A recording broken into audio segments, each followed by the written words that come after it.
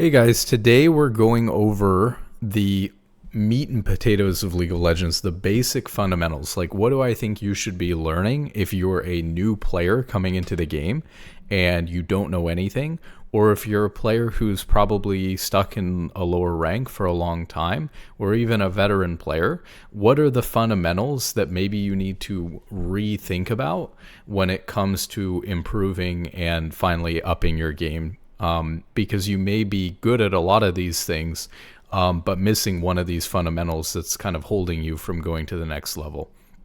So I'm going to break it down in a pretty broad way, and then we'll try to get into some specifics. I have, and this is very straightforward here, but champion abilities, items, and runes generating gold and using gold. And what I mean by that is that in order to learn how the game works, the first thing that you need to do that's most important is to learn what all the champions in the game do. You know, this is the basic advice. We're talking about very basic fundamentals here that everyone gives every player who's new to the game or at a lower rank. However, I want to provide you with a little, maybe this is self-explanatory, but there's a little tip here that I think will make this a lot easier.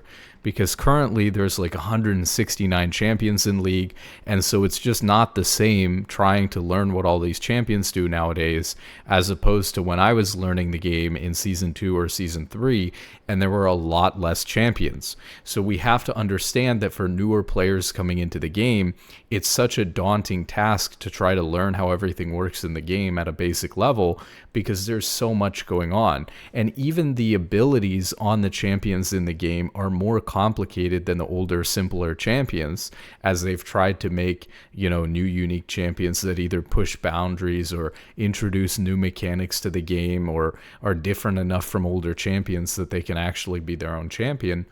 And so what we end up with is not recognizing that newer players or players who are still learning these things have a lot more to learn than we went through. That being said, a little trick here is to just, go to op.gg or whatever website that's going to show you pick rate and start learning the champions in the order of their pick rate. And so what you're going to be able to do is, let's say you want to learn like the top 10 most played top laners and what their abilities are. You want to learn like the top 10 junglers and what their abilities are, etc., etc. Maybe if you play top lane, instead of learning the top 10, you want to learn the top 15 or the top 20.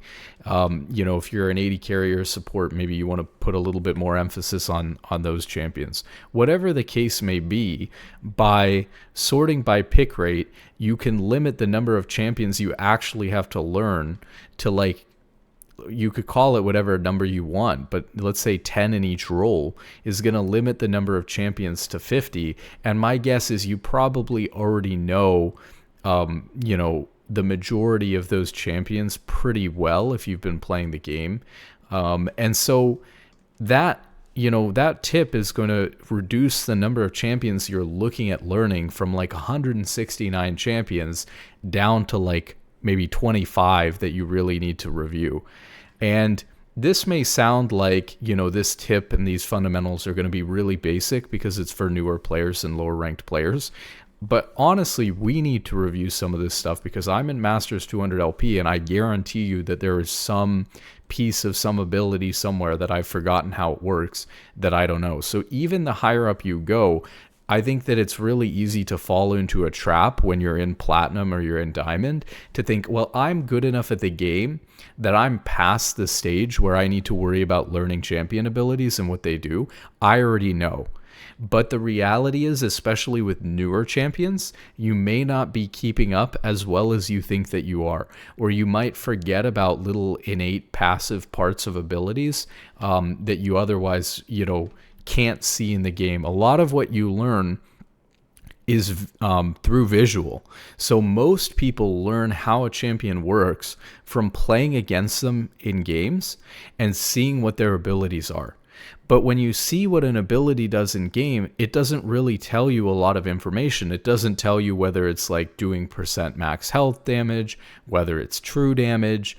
It doesn't tell you a whole lot. And sometimes there's passive parts of those abilities, like it can be simple stuff like Nautilus gets extra magic damage on his W, which is his shield.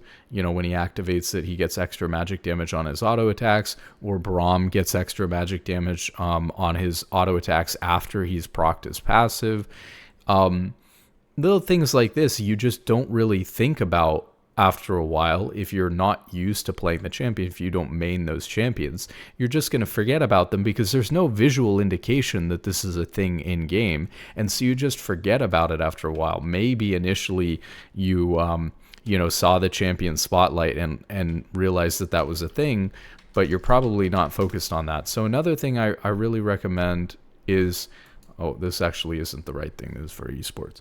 So if you go to like Braum League of Legends, go to the League of Legends wiki and learn what the champions do. The best way you can learn what a champion does is not by playing against that champion in game and seeing visually what's happening, but by either playing the champion yourself, reading the abilities.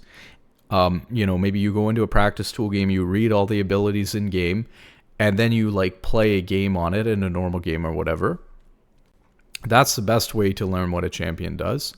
But another really helpful tool is to read what the champion does on the wiki here, rather than looking at even what it says in game if you're playing the champion, because there's a lot more detailed information, on the wiki than there is even in game. So I don't know. For example, you might come into the wiki and you might learn that Braum, for his passive, there's 8 seconds, basically like a cooldown of 8 seconds before he can apply his passive again to the same target. But that's at level 1, and then it drops to 6 seconds at level 6 and 4 seconds at level 11. So you might learn something like that, or you might learn, like we said, that Braum's auto attacks do bonus magic damage equal to 20% of the trigger damage on hit. And so you might learn something like that you didn't realize. Or you might learn that Braum's Q scales off of his HP, or his W scales off of his armor, and you didn't know. You might learn that an ability is true damage. And if you're newer to the game, you're probably going to learn a lot from reading some of these about how the game works. Because there's a lot of little fundamental details, like how long the ability takes to cast, and things like that you don't really think about when you're just looking at the champion in game or learning visually from playing against it. And really, it doesn't even show this most of the time if you're reading the ability in game. So, maybe Braum's not the best example, but you're going to learn a lot from going through the wiki. And so I recommend, if you're ever looking up a champion, I recommend using the League wiki to learn more about it. The other thing I'll say, in addition to going by pick rate and like just learning the top 5 or the top 10 champions in each role, I would recommend, if you're going into a game and you're like a silver or gold player, even if you think you already know the champion, pull up the League wiki. Let's say you're playing top lane and you're playing against Garen. You kind of have an idea of what Garen does, right? Like his Q, he gets movement speed, and then he slams his sword down on you and he silences you. His W gives him a shield. But do you know, right, that like the W gives him, it's like tenacity or slow resist? See, I don't even know whether it gives him, like Master GM player here, by the way, I don't even know whether it's tenacity or slow resist on his W.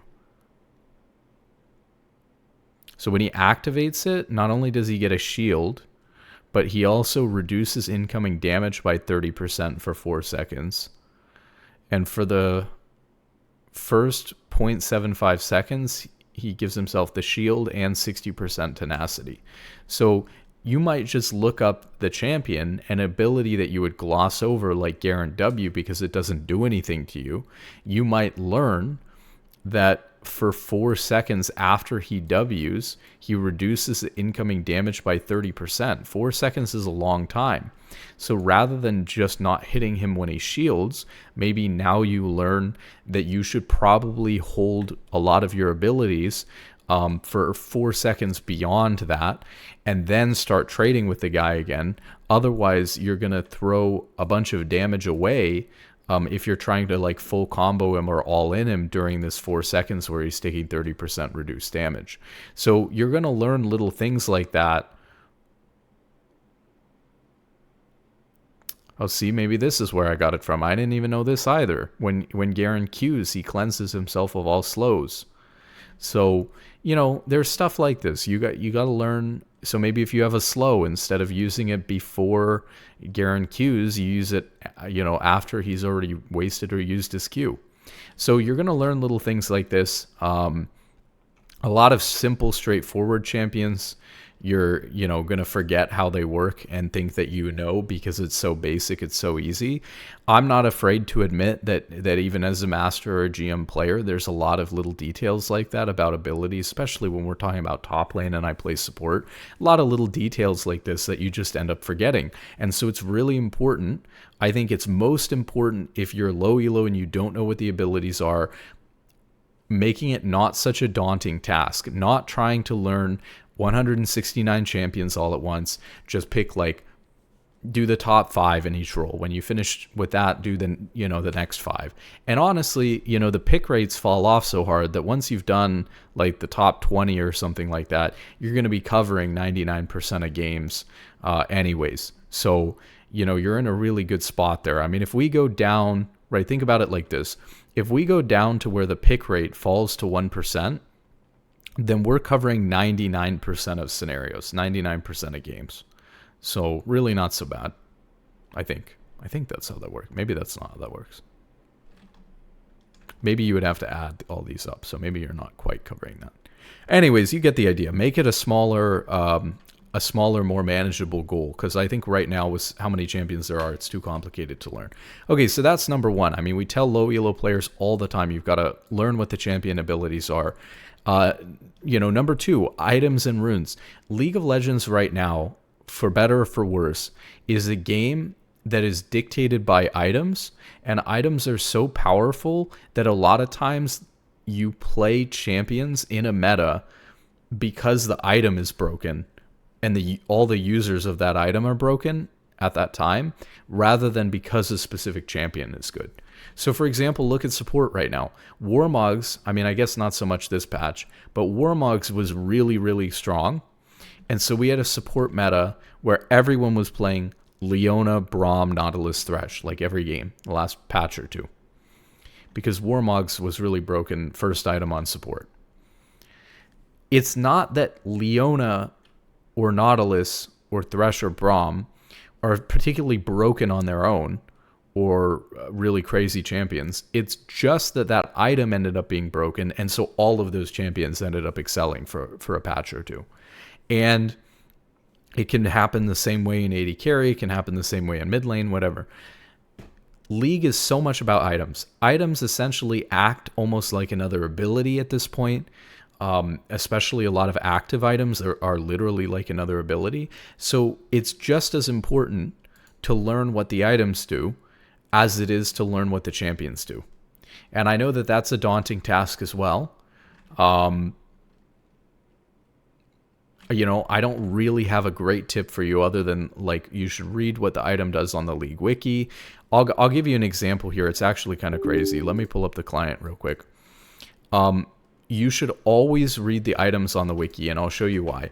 If I log in to the client and I go and I take a look at like Knight's Vow, we'll use Knight's Vow as an example. For whatever reason, I can see all of the details perfectly here in the wiki. You know, exactly what the passive does, etc. But if I go and I open the client up,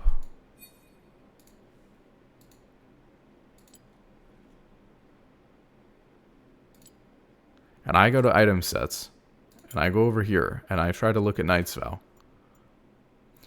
all it says is that while your worthy ally is nearby, redirect the damage they take to you and heal based on that damage dealt by your worthy ally to champions.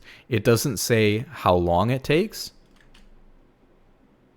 It doesn't even say what the cooldown is to rebind it to somebody else. A lot of these items don't give you the full information. I can even hit shift like you can do sometimes. Oh, sticky keys. I can hit shift like you do with the runes. Oh, you can't even see because I got it behind here. But anyways, it doesn't even tell you what's going on with the item. So you have to look at the League Wiki, especially for the items, because it's not going to show you even more information on the client. Unfortunately, it's going to show you even less than it'll show you on the wiki. So that's really bad. I guess one trick you could do is, let's say you're playing top lane and you want to learn certain items and you wanted to know like what items are the most popular. One thing you could do is you could go to like the most popular, so that's not the most popular champion. You go to like the most popular champion and look at like the items that they're building. Okay, so like he's building Sundered Sky, Eclipse. Darius is building Stridebreaker. Set is building Stridebreaker. So, you know, you go through here and you're going to find items that are common on these champions. And those are items that are going to be common that you're going to be playing against in your role anyways. Here's Eclipse again. So if I was looking at these champions being the top 4 champions, you know, Aatrox and Renekton are building a lot of Eclipse. Set and Darius are building a lot of Stridebreaker. So I would, you know, if I was a top laner, I would read and make sure I know what those 2 items are. That's a good starting point, because then instead of tackling all of the items that there are in the game, you can just pick a couple, and that at least gives you a starting point to say, these are the, you know, these are the 2 or 3 items that I want to cover and review. So that's number 1, is the basics, just the basic fundamentals of what all the champions do, what other items do. There's more than this, and it gets really detailed, but you also have to know the rest of the basics about how the game works. Stuff like when turret plating falls off at 14 minutes. You want to know all of this stuff. Obviously, the better you want to be at the game, the more you have to know about the game. These things are going to have less of an impact. You know, knowing that turret plating is at 14 minutes, is that it falls off at 14 minutes is going to help you. Maybe it's going to change your decision on when to stay, you know, to try to get an extra plate before it falls off or something like that. But it's not drastically going to change the way that you're playing the game, like knowing what the champions do or knowing what the items do is going to.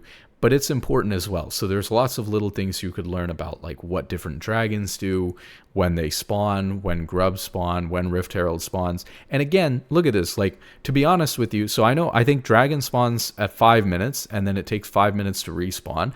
To be honest, I can't tell you when grub spawns, and I think it's because they recently changed it, right? They used to spawn at the same time as dragon, so I would have assumed, I guess, that they spawned at 5 minutes before, but I think they changed it, and so now they spawn at different times because they wanted like a jungler who was further ahead to be able to be rewarded for being further ahead and like potentially get both instead of them just being traded every game. And so I think grub spawns at 6 minutes now because of that change, but I can't be certain about that. And then I'm not sure how long it takes grubs to respawn.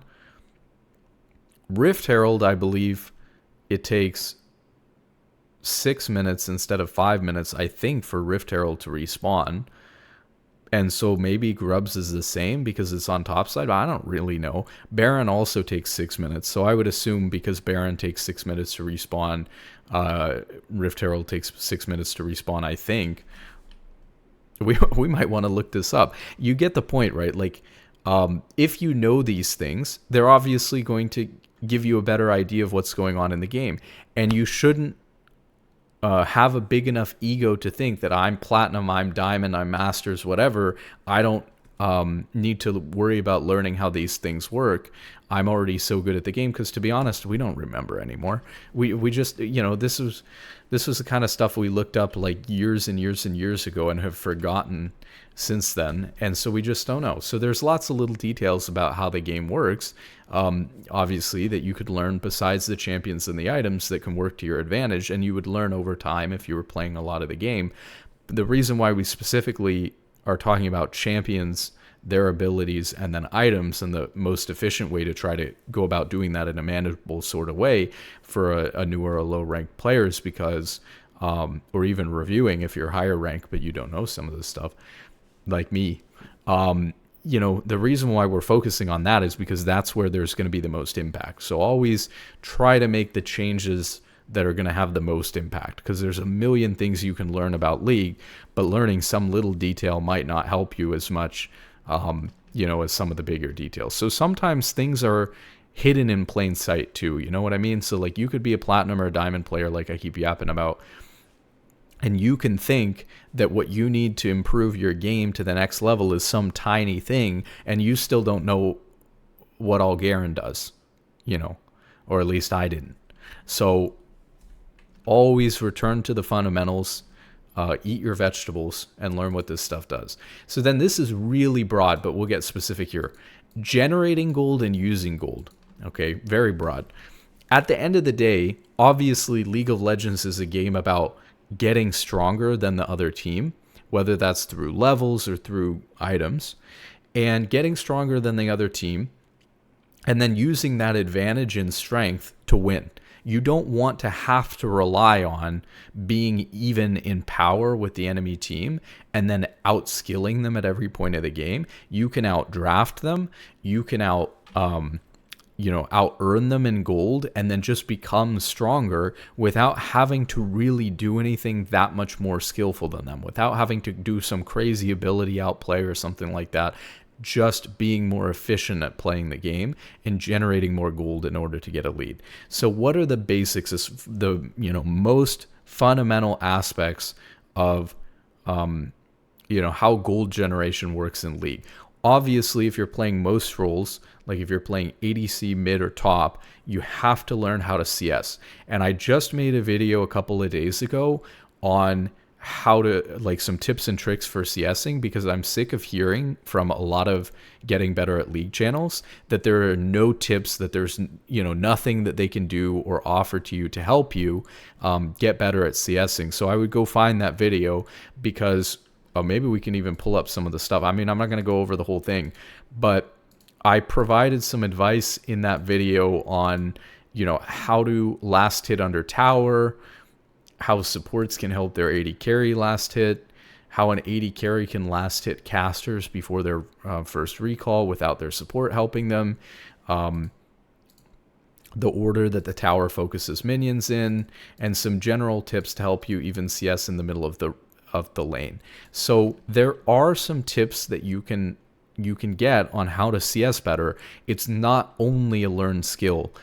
There are lots of little things that people have learned to do over time that make them more successful, such as like hovering their cursor instead of clicking back and forth rapidly and then trying to click at the last second. Like, it's okay to leave your cursor hanging over the minion that's about to die for a little bit longer to make sure you get that timing correct. Or like, ranged champions have a projectile speed, and so if you stand closer to the minion, your auto attack will have less delay in executing the minion than if you're standing further back, which is also the way that you can last hit caster minions if you're by yourself before your first recall or your support's not helping with them.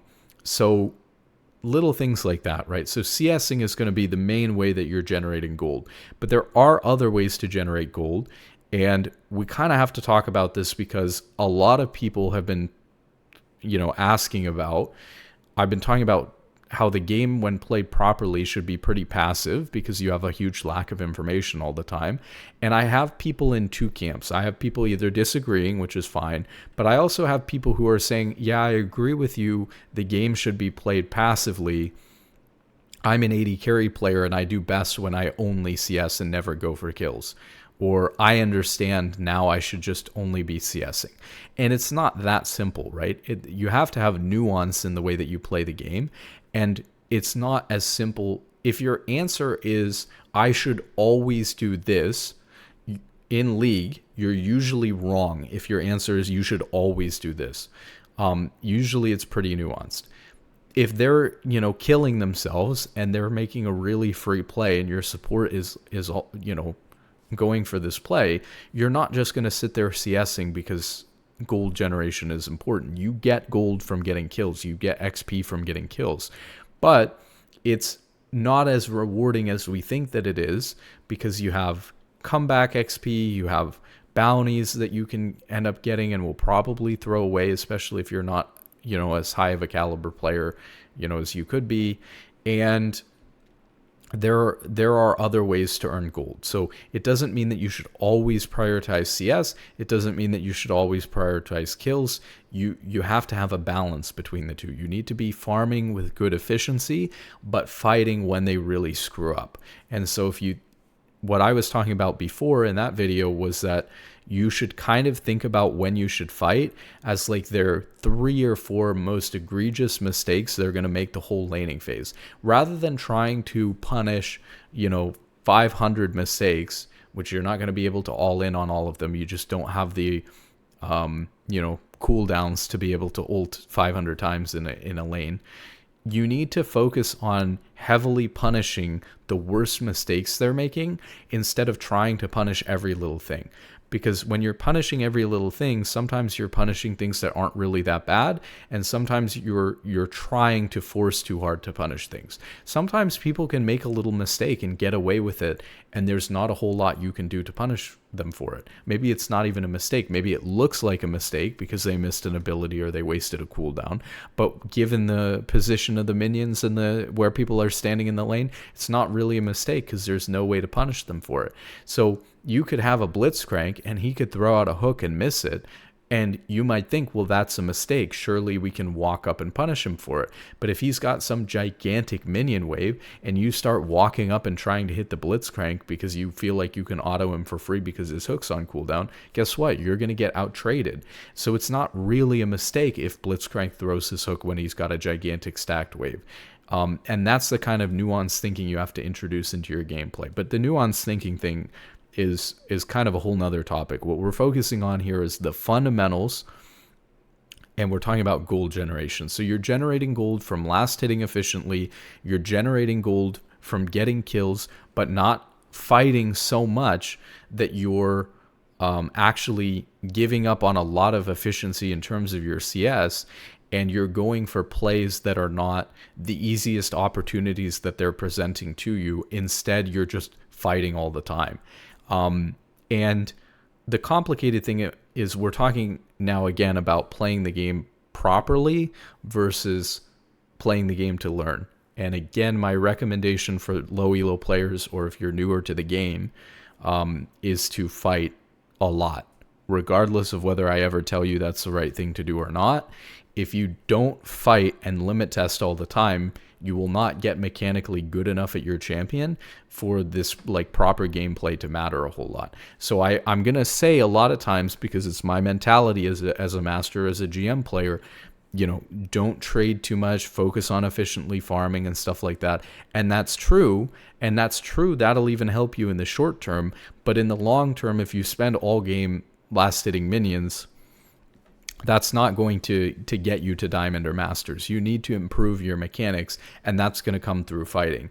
And so a lot of people are going to have a hard time grappling with this because they don't want to lose the rank that they're at. They don't want to demote. They don't want to play worse because it doesn't feel good to do those things. They don't want to do worse in the short term in order to do better in the long term. And so they're thinking like, I just got to gold, I just got to plat, I'm really hyped, I've been working on this for a long time. I don't want to just start playing like a maniac and throwing away all the progress that I've made at the game. But if you play that slow, if you don't learn what the champions do, if you can't mechanically carry yourself to Diamond no matter almost whatever role you're playing, even if you're playing support, if you can't fight well enough with your champion to carry yourself to like, I guess Emerald's in the game now, right? I keep saying plat. But let's say if you can't carry yourself to like Emerald or Diamond mechanically, then you need to be limit testing more, because even a player with very limited game knowledge and who's not playing the game properly, if their mechanics are good, they should be able to get themselves to like Emerald or Diamond eventually after a number of games. That's when you would want to start honing and playing the game more precisely. So the other way that you're going to generate gold, which is newer but really important, is turret plating. And it's really important when you're doing turret plating that you understand a couple of things. First thing is that turrets have a extra defense in the first 5 minutes of the game that make your auto attacks do like half as much damage to them. So generally speaking, hitting the turret before the first 5 minutes of the game can be okay, but it doesn't do a whole lot for you. And so it's oftentimes not worth risking even pushing up and trying to be hitting the enemy turret where you're going to do almost no damage to it, and when you're putting yourself in a really vulnerable spot to get ganked right off of the enemy jungler's clear. And so it's just not as worth it as it used to be to walk up and hit the turret that early on. So you have this window really then between 5 minutes and 14 minutes. You've got a 9-minute window where you can get turret plating. And turret plating is great because it's this extra additional gold that you can get over the other team that will just go away.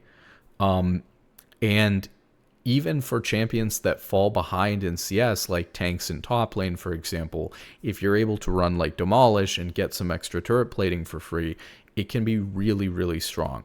Now, the main things that are going to cause you to be able to take or lose turret platings to the enemy team, which are going to cause this, kind of gold generation problems for you, is recall timing. Because oftentimes people get baited into staying too long for plates, and they end up missing a lot of CS and giving a plate back because they back at the wrong time, or they won't hit the turret as much as they could, and they'll recall too early or back off or leave too early and not end up getting the turret plate.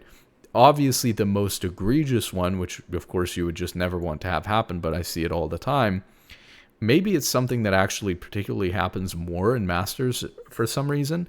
I see a lot of people literally shoving a wave into turret and then walking away and not hitting the turret when the turret's got like a tiny amount of HP until the turret plating falls off, and then the turret plating goes away and nobody gets it. It's the most tragic thing ever. But I guess AD carries at that rank respect recall timing. They're recall timing so much that in some cases they just forget about the turret plate because it's the proper time to recall or whatever. But they could walk up an auto at once and get the turret plating, so it's not really going to screw up their timing that much. So number one, if you see that the plate, even if you're playing support, right, if you see that the plate is going to go down, you got to get that auto in on the turret so that you're going to get the plate. That's number one. Number two, you need to have a good sense, and this I can't really help you with. It's even changed because they made the death timers at earlier levels shorter than they used to be. You have to have this sense, and you'll start to develop it, but you should pay attention to it, of I kill someone or someone in my lane recalls and they go back to base. How long do I have before that person gets back to lane? You need to have this feeling for that. So I have a feeling where when the enemy bot lane gets killed or recalls, I have a feeling that we're on a timer and I know what wave they're coming back with, or like when they should be coming back. And based off of that feeling that I have about when they're able to come back into the lane, I know whether I have time to take no turret plating, whether I have time to take one turret plating, or whether I have time to take two. And what you're looking to do is recall. When you get the wave into the enemy turret, you're looking to recall so that your recall is finishing right as they're getting back into lane. Maybe even a little bit sooner than that. That way, they don't have time to shove your wave into your turret. If you're coming back to bot lane or to top lane or mid lane or wherever it is, mid lane's a little bit more difficult, very short lane. But if you're coming back into your lane and you're getting there after a minion has died, then your recall timing was too slow or not at the right time. So there's so many nuances when it comes to recall timing. I don't know that we can get into it. It would be a whole nother video to go over all of the recall timing shenanigans. But the point is that you have to have a really good feeling for recall timing, because that is the skill that is going to enable you to not only be more efficient in your CSing, by not missing a bunch of CS under turret when you're not there. But it's also the skill that's going to allow you to know how much turret plating you can get away with taking, so that you're generating a lot of extra gold through turret plating efficiently without overstaying and ruining your recall because of it. Generally speaking, the way that the tempo is going to work is in an ideal scenario where you're shoving into the enemy turret, you're going to take as many turret platings as you can so that you can walk away to the bush and then recall, so that you're back in lane, like as the first minion's dying to your turret, or preferably before they can even shove the wave into your turret at all. Another thing about turret plating is that, and you'll see good players do this, especially ranged champions. But I mean, you can kind of do it on whatever. Well, I guess I'm saying ranged champions because I see good AD carries doing this all the time in bot lane, right? But you don't have to be the one to last hit the turret plating. And so a lot of times you can save 2, 3, 4 seconds, which makes a big difference if instead of last hitting the turret plating, you let your minions that are on the turret, you let that minion wave finish the turret plating while you start walking back to your bush to recall in whatever lane you're in. And so if you had hit the turret plate, you're going to still get gold, especially if you're recalling in the nearest bush to the turret. You're still going to get that gold from range, from your minions finishing off the turret plate. So you don't have to last hit the turret plating, which means that you can save a couple of seconds, and that'll help you be more efficient in taking turret plates faster and stuff like that. That being said, you don't always want to recall that way, because it can be important to chip away half of a turret plating so that you have an easier time getting a turret plating next time if you have enough time to do that and it doesn't screw up your tempo.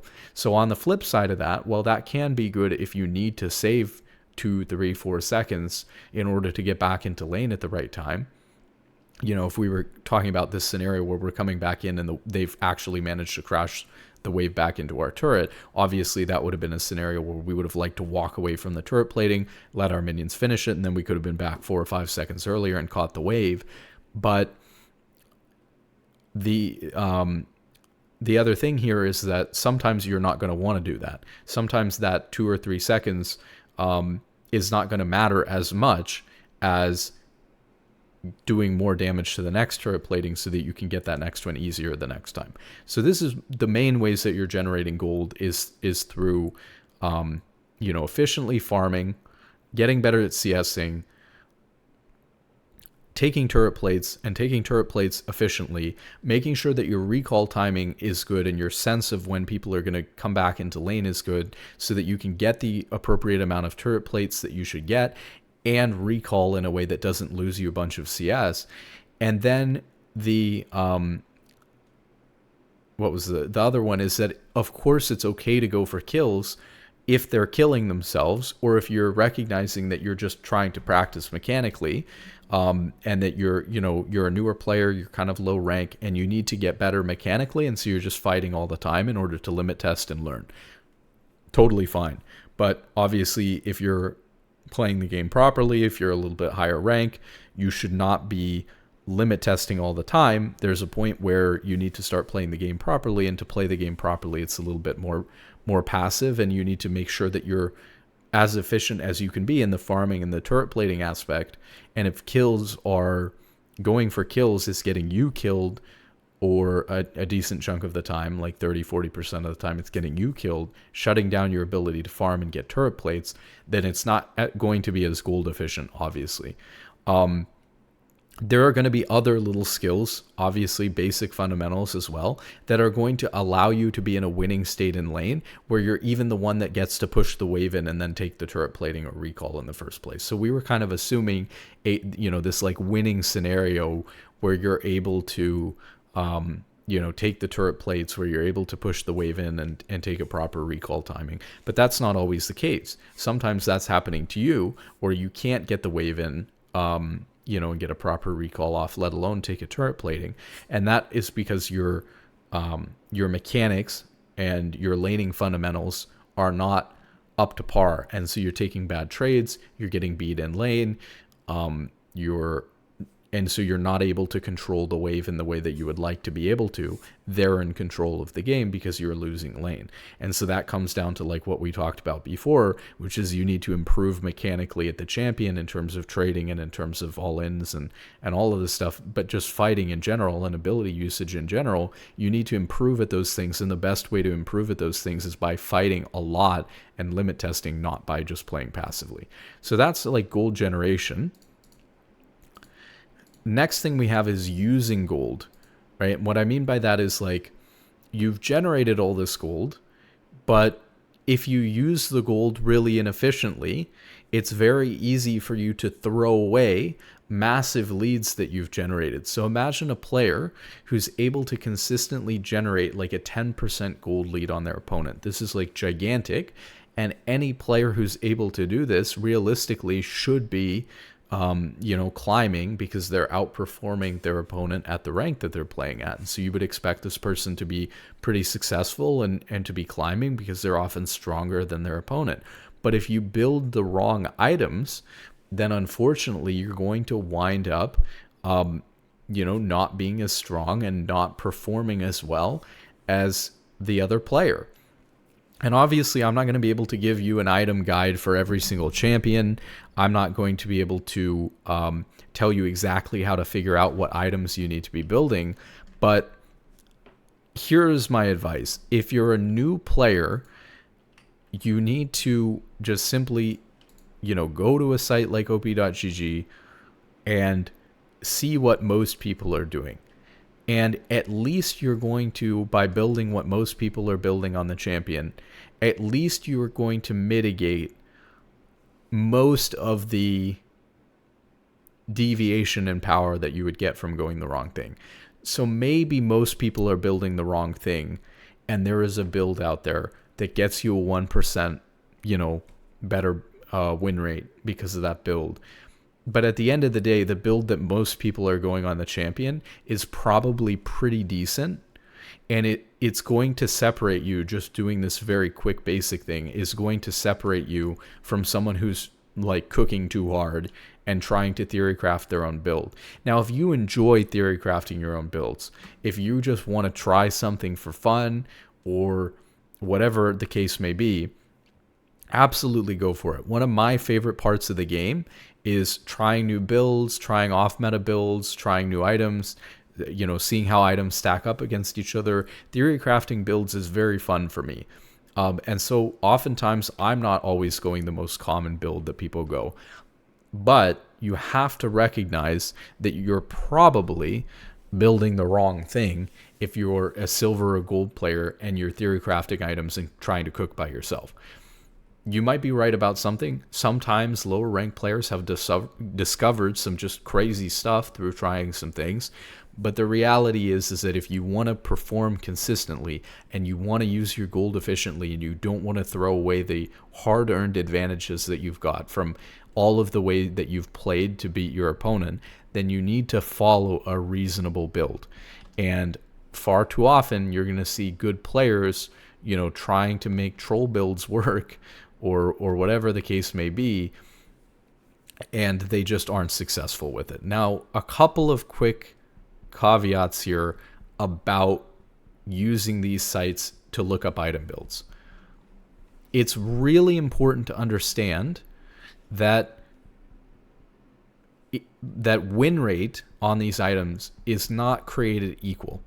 And what I mean by that is that one build may be a different cost than another build. So let's just see here. So this is like, let's just compare these because we've got a build with Nashers here and we've got a build with Terminus. So we've got 3,100.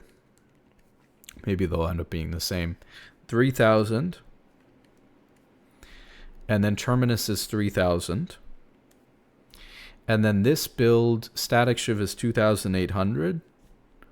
Rageblade is 3,000. And then Nashers is 3,000. So in this case, this first build, we compared this one with Static Shiv, Rageblade, and Nashers to this one down here, the first one with Terminus. We probably should have compared this one actually, but maybe that's for the best, because maybe at least these ones came out different costs. The point is that one of these builds is cheaper than the other one. One is 8,800 gold and the other one is 9,100 gold. So I believe Static Shiv's cheap, 2,800. So I think this was the cheaper one.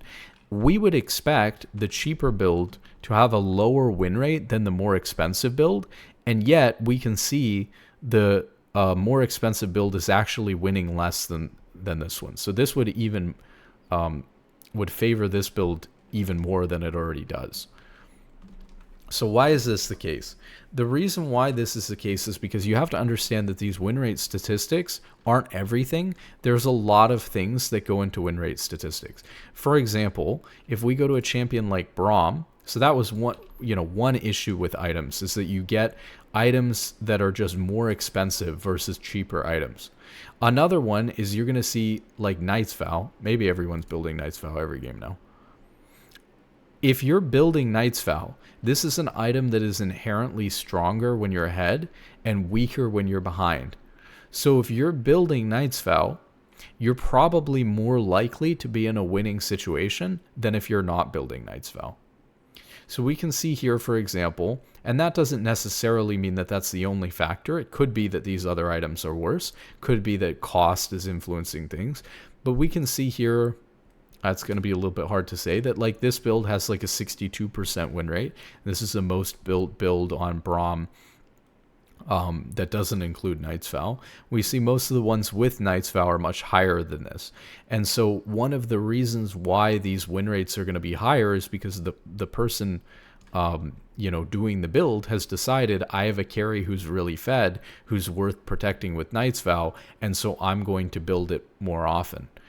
The other thing is if you're comparing individual items here, like Locket, for example, has a 55% win rate, but Knight's Vow has a 60% win rate. Keep in mind that Locket is more often being built as a first item, and if you're only completing one item, you're much more likely to lose the game sitting on that one item if you're behind than you are to lose the game if you've managed to complete two items, because a lot of times if you've completed two items, you're ahead of the enemy team, and so on at 3 and 4 and 5. And so there are a lot of different factors besides just how strong the items are that factor into the win rate. There's the cost. There's whether you're building the item first or whether you're building the item later into the build. The later into the build you build it, on average, the higher the win rate's going to be. There's the component of if the item is good in a situation where the champion is good, or good in a situation where you're winning automatically. So if you looked at, Knight's Vow's win rate, or you looked at, let's look at like a Lux and look at Magi's or something like that. If you're, this is support, I guess, but if you're building Magi's, obviously you're probably really far ahead. And so we can see Magi's has a 78% win rate, 79% win rate. But does that mean that if you just start playing Lux and building Magi's first item every game, you're going to win 79% of your games, or it's going to be better than building, one of these other items that people are going first, like Ludens or Malignants? It's not going to be better. You're just being baited by the statistics. So don't go based off of item win rate. If anything, like I said, the pick rate is almost more important than the win rate. Almost more important. Sometimes if you can interpret the data really well, you can figure it out and kind of make a judgment call. But for the most part, if you're a new player and you're just looking to follow some stuff, the most important thing is that everyone is going this main build. And copying that is going to put you on the right path compared to cobbling some items together, out of the recommended items in the store, or off of some things that you threw together in an item set, without doing any proper research. Pick rate is probably going to be more important for you than win rate, considering you don't know, what the items do. The other thing, of course, is that certain items are situational. So, depending on the champion you're playing, there are situational items that you would want to throw into a build. If you're playing a tank top lane or something like that, if we looked at Malphite, Sure, Malphite's going to have the highest win rate with like a really heavily armor build because Malphite's really good against AD champions. So we can see here, Sunfire, Thornmail, Frozen Heart does really well on Malphite. But do we actually want to be building this every game? No, because if we're against an AP champion in top lane and we have no magic resist, this is going to be a really bad build. So there are also situational items, that aren't going to get taken into account in these. So you have to understand that mostly you're looking for the build that most people are picking as a generic starting point for your build. Then consider these other factors that I've talked about. Is this item actually just good because people always build it when they're ahead and don't build it when they're losing? Is this item's win rate just lower because it's, the common item that everybody builds first, which is actually the best? It's just if you get stuck on one item and lose the game because you have no gold, that's the item that ends up taking the loss. What is the situation like there? Does one build have a higher cost compared to another build, or an item have a higher cost compared to another item? Are there situational items? Like, here are the 5 items that so a lot of ways you could look at this is like if you're playing a tank like Malphite, the way I would look at this is, what are the items that people are building on Malphite? They're building Sunfire, they're building Rookern, they're building Frozen Heart, they're building Thornmail or Bramble. That's like 4 items right there that I can go. And we know that Canik Rookern is a magic resist item, and we know that Frozen Heart is an armor item. It looks like Sunfire is pretty core because people tend to be building it first. So if I was a new player, I'd come in here and I'd look and I'd say, okay, I'm going to go Sunfire first. And then, if I'm against magic damage, maybe I'll go Rookern. And if I'm against AD, maybe I'll go Frozen Heart. Obviously, the item's a little bit more complicated than that. I've been through these tank items before. A lot of times sitting on Bammy Cinder is better than building Sunfire. A lot of times sitting on Bramble is better than building Thornmail. Obviously Frozen Heart's better against a lot of attack speed champions, so it might not be like the go-to best armor item in every situation. There might be other armor items you could go. Canik Rookern's pretty generically good against magic resist, so this could be good. Obviously better later on if you've got more health.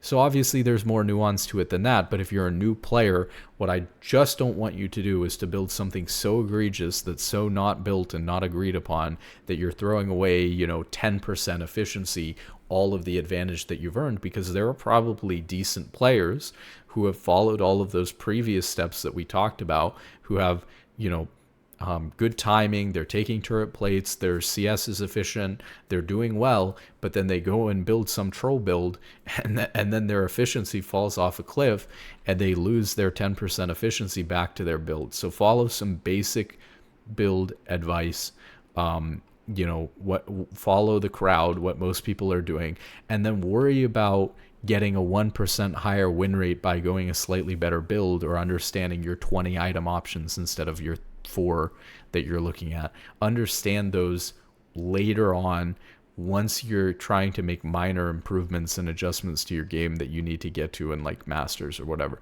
And of course, go watch a guide, right? Because there are going to be lots of good players like me for Braum, for example, that are going to give very detailed item guides, which I can't, again, do for every single champion or for every single role or every item right now.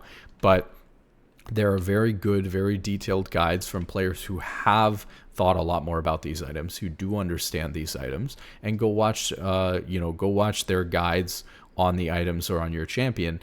And, if their build somewhat lines up with what a lot of people are doing, or they can explain why they're going a build that's different than what people are doing, but it's actually really good, and they explain it. It's kind of difficult because, how are you going to parse, if you're a gold player, how are you going to parse whether they're right or wrong? But, if they do a good job of explaining it, go for it, but try not to lose too much efficiency here in the shop department. Don't lose to Boris, lose because you're not playing the game well enough. So I hope that helped you guys. Hope you enjoyed. GG, good luck in solo queue, and have a wonderful day.